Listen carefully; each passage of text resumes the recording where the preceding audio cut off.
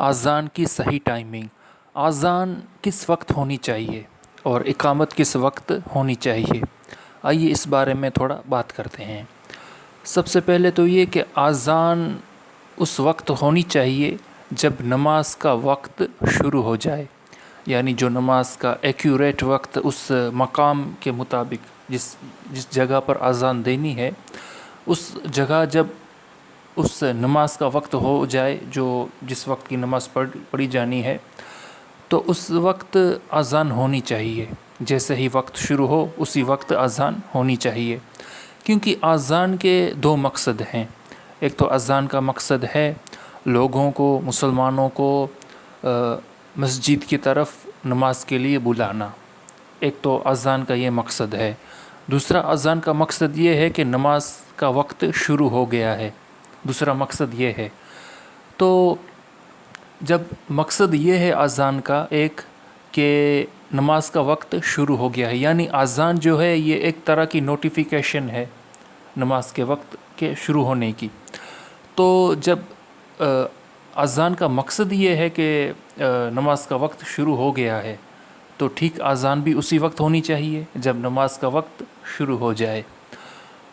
تو جیسے ہی فجر کا وقت شروع ہو اس وقت فجر کی اذان ہونی چاہیے، دیر نہیں کرنی چاہیے اس میں۔ ظہر کا جب وقت شروع ہو جائے اس وقت ظہر کی اذان ہونی چاہیے، اور جب عصر کا وقت ہو جائے تب عصر کی، مغرب کا ہو جائے تب مغرب کی، اور عشاء کا جب وقت شروع ہو جائے تب عشاء کی اذان ہونی چاہیے۔ اور اذان سے پہلے درود پڑھنا حضرت بلال اور باقی صحابہ سے ثابت نہیں ہے، اور نہ ہی نبی علیہ السلام نے اس کی تعلیم دی ہے، تو لہٰذا اذان سے پہلے درود نہیں پڑھنا چاہیے۔ ہاں باقی اذان کے بعد درود پڑھنا یہ سنت ہے، اور الوسیلہ والی دعا پڑھنا بھی سنت ہے، لیکن کم آواز میں، اسپیکر پر نہیں۔ خود انسان جو یعنی مؤذن ہے جس نے اذان پڑھی ہے وہ اپنی آواز سن لے، بس اتنی آواز میں اسے درود اور دعا پڑھنی چاہیے اذان کے بعد، اسپیکر بند کر کے۔ اور اذان کو بالکل صحیح سے پڑھنا چاہیے، جو اس کے تجوید کے جو قواعد ہیں ان کو دھیان میں رکھتے ہوئے اذان پڑھنی چاہیے، اور صرف کھینچنے پر دھیان نہیں دینا چاہیے، توجہ پوری، بلکہ پوری توجہ اس طرف ہو کہ اچھے سے اچھی آواز نکالی جائے، اور عربی تجوید کا خیال رکھا جائے، اور بہت زیادہ اذان کو لمبا نہ کھینچا جائے۔ اور پھر اقامت کب ہونی چاہیے، یہ تو میں نے اذان کی بات کی کہ اذان اس وقت ہونی چاہیے جب نماز کا وقت شروع ہو جائے۔ اقامت کب ہونی چاہیے، تو دیکھیے بہت سارے جگہوں پر بات کروں میں تو 15 منٹ کا فرق رہتا ہے ویسے بہت سارے مقامات پر، لیکن میری اپنی جو رائے ہے وہ یہ ہے کہ پہلے تو فجر کی بات کروں تو فجر کی اذان اور اقامت ان دونوں کے درمیان 20 منٹ کا فرق رہنا چاہیے میرے خیال سے۔ ویسے تو یقیناً آپ کہیں گے کہ آدھا گھنٹہ ہونا چاہیے، لیکن میرے خیال سے 20 منٹ ہونے چاہیے، آدھا گھنٹہ کچھ زیادہ ہی ہو جاتا ہے۔ اور مسلمانوں کو بھی یہ سمجھنا چاہیے کہ وہ الارم لگا دیں فون میں، اذان جب ہو اس سے پہلے الارم لگا لیں، اس سے پہلے اٹھ جائیں۔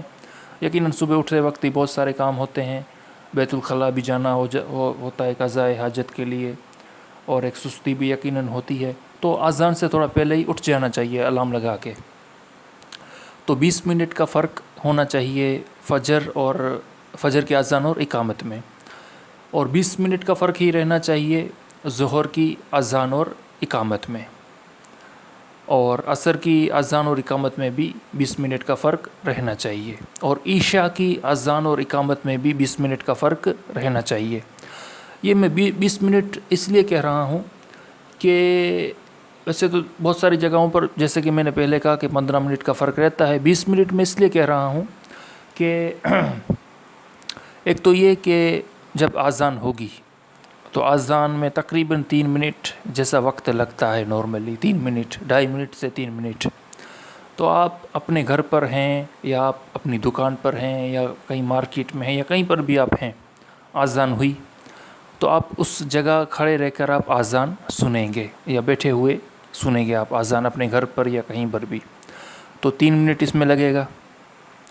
پھر آپ اپنے گھر سے یا جہاں کہیں آپ ہیں وہاں سے آپ جائیں گے مسجد، اس میں بھی پھر 2 منٹ بھی لگ سکتا ہے، 5 منٹ، جتنی دوری جتنی مسافت.